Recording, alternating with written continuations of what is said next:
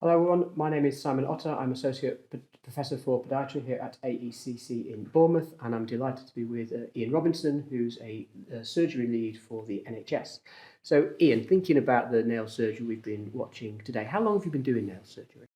I've been doing nail surgery for over 35 years. Okay, so a lot of procedures in that time. Yes, I do it currently over 500 a year, and I also have a teaching role. So we have undergraduate students coming out into the NHS, and in their final year, I teach them surgical procedures. Excellent.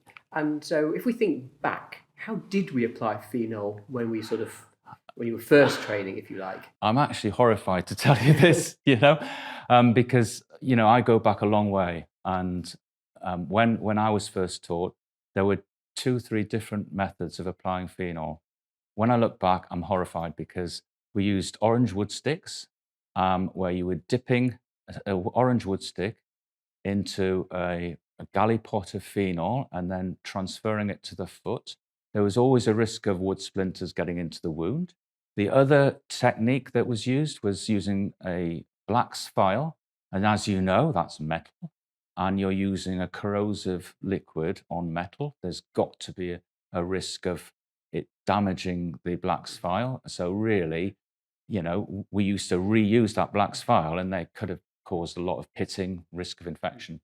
Then there's another method where we would pour phenol from a 25 ml bottle into a galley pot, and we'd syringe up the phenol and then drop it into the sulcus. So those now absolutely frowned upon. So when SwabIt came along, it was just for me. It is such an easy device to use. Before we get on to Swab-It itself, will you just outline for colleagues what some of the recent safety So, issues have so been? there was.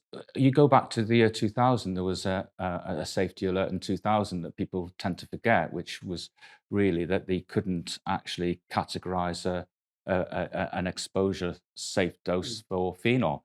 And then you've got the recent alert now, which was following really quite a sad case in, I think it was some other surgical department, which I think was probably bowel surgery or something like that, where the wrong strength of phenol was used. So hence we got the recent safety alert last year, which means really the only way to apply phenol is through SwabIt, because it's the only available licensed Class 2A medical device. And what do you think the advantages of Swab-It are on a sort of practical day-to-day level? So the advantage of SwabIt is they use the absolute minimum of phenol, because the greatest risk to phenol is to the person who's applying it, not to the patient, because there's a vapor and you actually inhale that vapor, so it actually goes through all your body.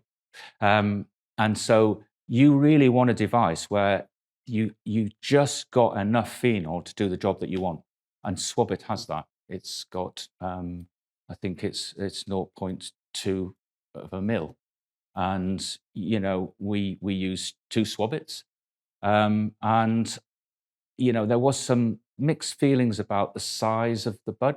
The bud's fine. I think to do a successful wedge resection, you need to move a decent amount of nail to ensure that it's successful for many years. And if we think about that, have you come across any challenges using Swab-It, or maybe some tips that people can help if they're new to it in practice? I haven't come across any concerns about SwabIt. The concerns that I'm aware of are questions from students or concerns from other podiatrists who don't actually or haven't had the experience of using it. So they're not concerns. It's a learning technique that you really need to use, and that is, if you think about, you've got an applicator with a bud, that bud's an absorbent bud. So if you do not apply pressure when you apply it, a lot of the phenol will stay within the bud, and you're at risk of getting regrowths. So it's really important when you apply it to the nail matrix that you roll it backwards and forwards with pressure so it releases the phenol. And then you can move the phenol across the whole of the matrix in the case of a total avulsion, or just within the corner if it's a single wedge resection. And I guess we should add that within the pack there are sort of smaller mini buds, if you like, aren't they? Do you find you use those very much? Or?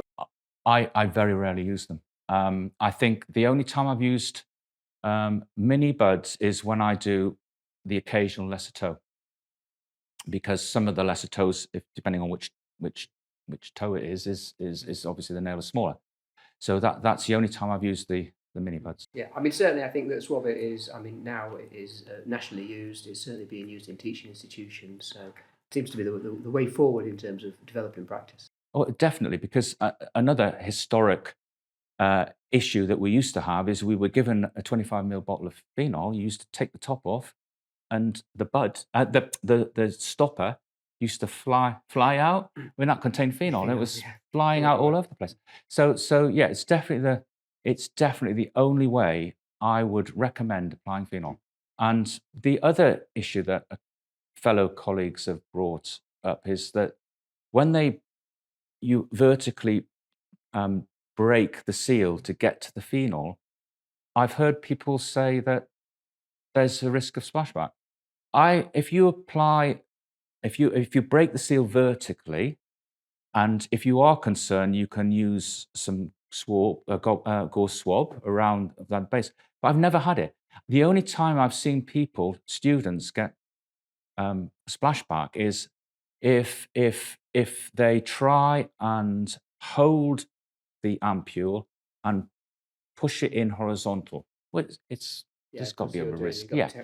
So we reinforce that when you swab it, you must use the sterile trolley and you break the seal vertically, and you will have no risk of splashback.